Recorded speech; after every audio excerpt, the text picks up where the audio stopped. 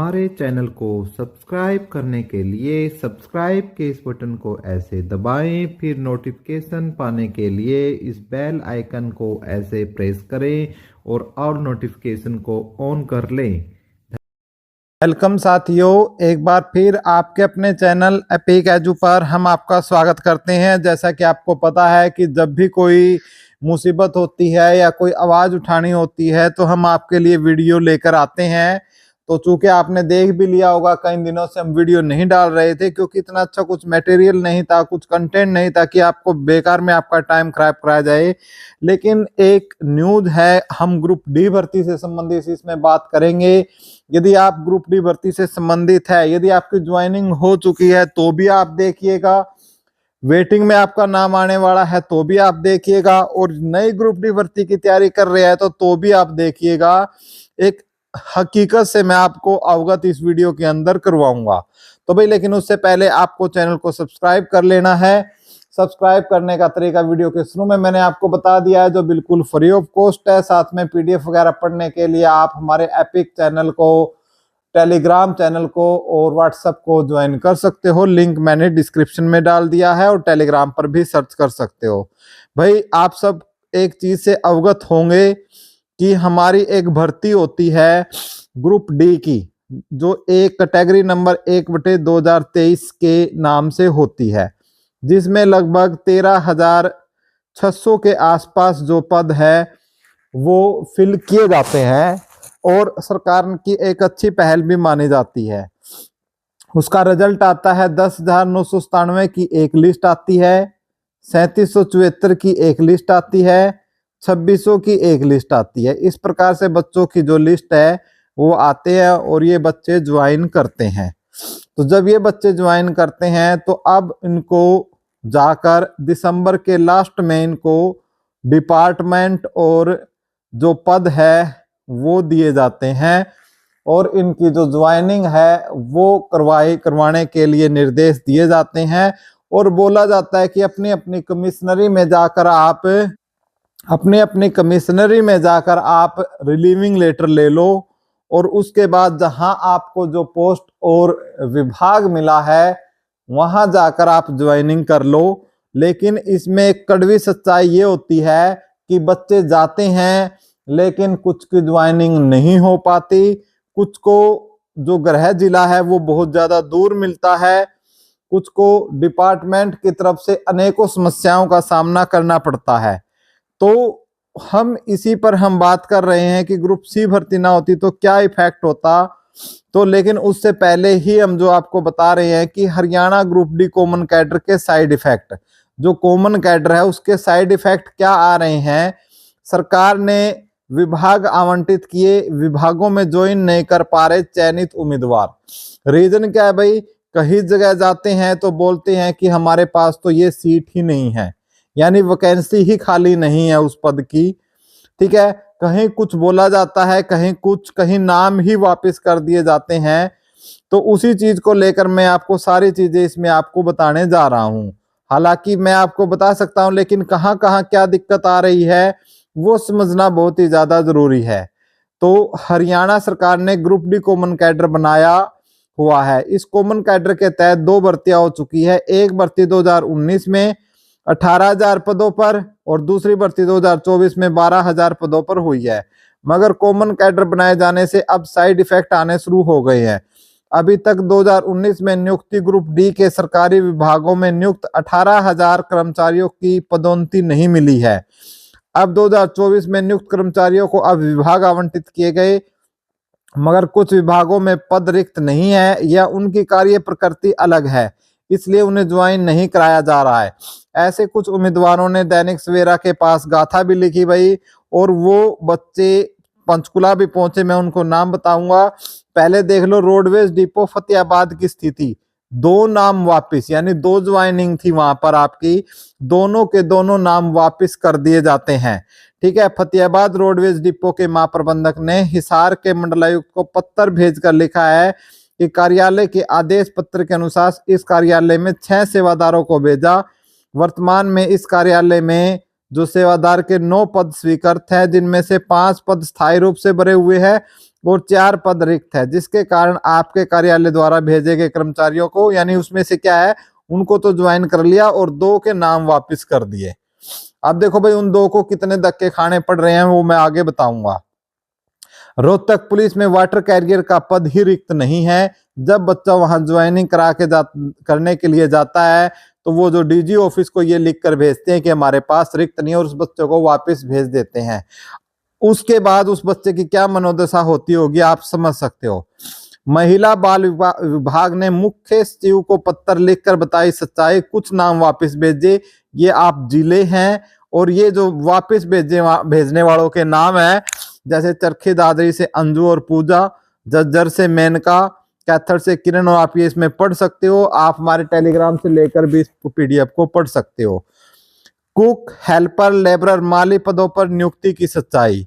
ठीक है, अब क्या है भाई, जैसे कुक है, हेल्पर है, लेबरर है, माली है, ये पद भाई थोड़े से बहुत ही सेंसिटिव होते हैं, लेकर इन पर कुछ बच्चे हैं जिनके अंक ये बताया जा रहा है कि 87-95 में से 87 नंबर थे उन बच्चों के, और उनको कुक का दे दिया गया। ठीक है, और फिर कुछ को तो मिला, लेकिन कुछ को ये बोल दिया गया कि भाई आप ये वहां पर सीट खाली नहीं है। इसी प्रकार ये स्थिति आपकी है। और दूसरी बात क्या है कि 6 महीने से वेतन नहीं मिल रहा है। ये तो आप सबको पता ही है कि 6 महीने से वेतन नहीं मिल रहा है। न तो जो है, जो आपके 3774 है, इनको तो, और 2600 है, इनको तो मिला ही नहीं है दोनों को। 10,997 वालों को भी क्या है, कुछ को अभी तक वेतन विसंगतियां आई हुई है। अब मैं आपको थोड़ी सी हकीकत में इसको लेकर चलता हूं। तो भाई अब जैसे ये चीजें आपने देखी, इसी प्रकार कल जो बेलदार लगे हैं इरिगेशन विभाग में, तो बेलदार की स्थिति भी हमने जानने की कोशिश की। तो वहां पर जानने की कोशिश की गई कि जो गृह जिला के नाम पर क्या है, एक मजाक किया गया है। एक कैंडिडेट ने बताया कि भाई उसका गृह जिला जींद पड़ता है। ठीक है, डिस्ट्रिक्ट उसकी जींद है। ठीक है, लेकिन उसको जींद से भी दूर क्या कह सकते हो कि भाई कैथल में उसको दे दिया गया है।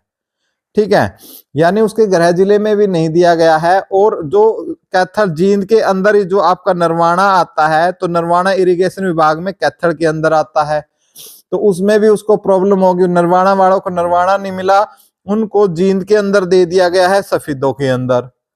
ठीक है, यानी उनको आप देखो कितना लंबा रूट हो गया, लगभग 75 किलोमीटर के आसपास। इसी प्रकार से सभी के साथ ऐसा हुआ है। और वो बच्चे अपनी क्या है, एक तैयारी कर जाने की कोशिश कर रहे हैं।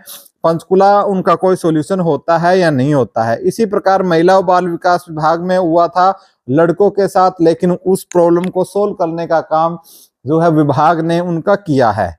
अब स्थिति ये है कि ये ज्वाइन नहीं करा पा रहे हैं। जितनी भी ज्वाइनिंग इनको दी है, उनमें से मोस्टली के बच्चों की तो लगभग 50% की तो ज्वाइनिंग हो गई है, और 50% को बड़ी दिक्कत हो रही है। इसी प्रकार एक और स्थिति है आपकी एजुकेशन और हायर एजुकेशन विभाग में। वहां पद ही खाली नहीं बता रहे हैं। जब बच्चे कॉलेज में या स्कूलों में ज्वाइन के लिए जा रहे हैं, कहीं माली कम चौकीदार है, कहीं स्वीपर का माली कम स्वीपर है, या कहीं पीएन कम स्वीपर है, तो इस प्रकार की पदे जो है विभाग द्वारा आवंटित की गई है। तो वहां जाकर बच्चों को बोला जा रहा है कि पोस्ट खाली नहीं है।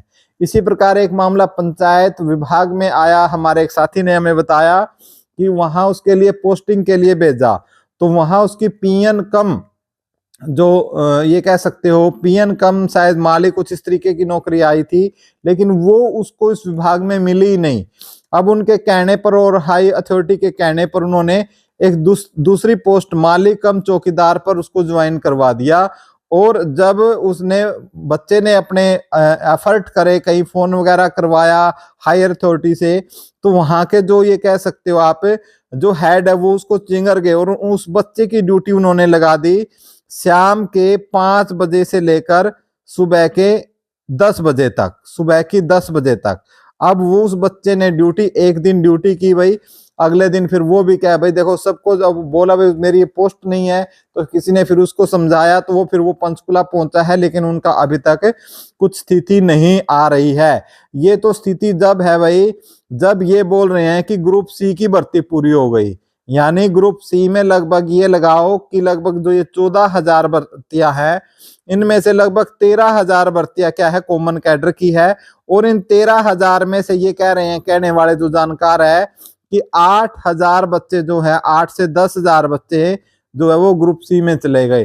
तब जाकर ये स्थिति है। सोच लीजिएगा यदि ये 8 से 10,000 भी होते तो इनको कॉमन कैडर में ज्वाइन करवाना कितनी मुश्किल हो जाता। ये एक अपने आप में एचआरडी पर भी चिन्ह लगा रहा है, हरियाणा बोर्ड पर भी चिन्ह लगा रहा है, और जो विभाग रिक्विजिशन भेज रहे हैं उनके ऊपर भी चिन्ह लगा रहा है। अब ऐसे में ये देखो भाई, जो वेटिंग का इंतजार कर रहे हैं, तो सोच के देखियो भाई, क्या वेटिंग, यदि ये हालात रहे जो अभी तक, यानी जो बच्चे बोल रहे हैं कि 13,000 में से 10,000 ने ज्वाइन ही नहीं किया, 3,000 को भी इनको ज्वाइन करने में पसीने आए हुए हैं, सीटें खाली नहीं है, लगातार इस प्रकार के प्रयास जो है, बात जो है सुनने में आ रही है। तो भाई देखो, कई जगह से तो मैंने खुद भी, मतलब मैं कई बच्चों के साथ गया हूं, और सच्चाई है। बाकी न्यूज़पेपर में आई है, क्या हकीकत है आप भी कमेंट बॉक्स में डाल सकते हो। और जो वेटिंग का इंतजार कर रहे हैं और इनके जो लक्षण लग रहे हैं, क्या आपको लगता है कि ये वेटिंग, बड़ी वेटिंग, यानी जो 10,000 की, 8,000 की या 9,000 की कोई ये वेटिंग लगाएंगे? मुझे तो इनके लक्षणों के हिसाब से लग रहा है भाई, कोई भी हमारी इतनी बड़ी वेटिंग है वो नहीं आने वाली है। जिस प्रकार के इनके लक्षण है, ये 3,000 बच्चों को कॉमन कैडर के अंदर ज्वाइन करवा नहीं पा रहे हैं।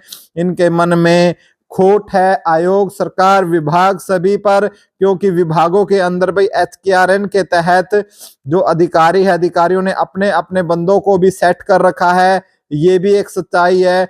तो उनको हटाने में भी उनको क्या हो रहा है कि भाई वो ये चाहते हैं कि भाई हम नए को ही वापस भेज दे, और जो ये लगे हुए हैं सेट, इनको ही सेट रखे। कहीं ना कहीं विभागों के अंदर जो बड़े अधिकारी है वो भी माइंड गेम खेल रहे हैं। क्या वो पैसा लेकर ऐसा कर रहे हैं, या वो सिर्फ अपने अधिकारियों को, अपने छोटे कर्मचारियों को जो HKRN के थ्रू लगे हैं उनको बचाने के चक्कर में जो ये पक्की भर्ती वाले उम्मीदवार हैं उनके साथ ऐसा कर रही है? आपको क्या लगता है, कमेंट बॉक्स में लिख कर भेजिएगा। वीडियो देखने के लिए बहुत बहुत धन्यवाद, थैंक यू सो मच। और हम सरकार से ये उम्मीद करते हैं कि जो भी जिसको अलॉट हुआ है वही पद तुरंत प्रभाव से ज्वाइन करवाई जाए।